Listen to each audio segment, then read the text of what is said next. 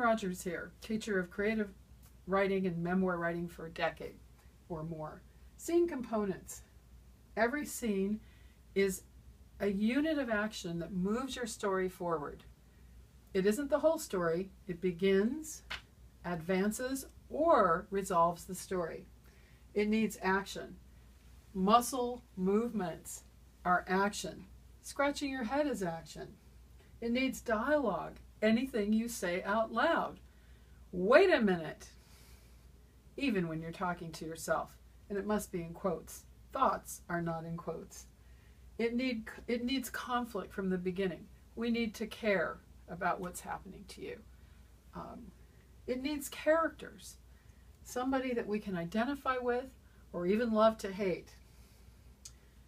Narrative summary or narration is a component that we need, but it shouldn't dominate.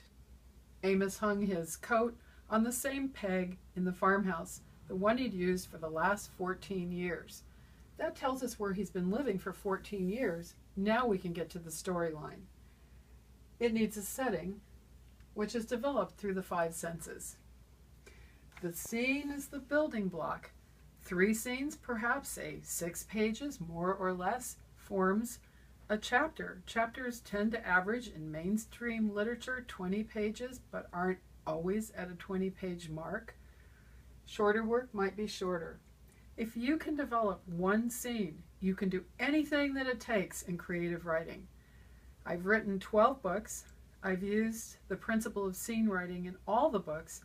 Even one that was a nonfiction thesis was enlivened by writing some short scenes at the beginning of dry chapters. Scene writing is really an important component to creative writing.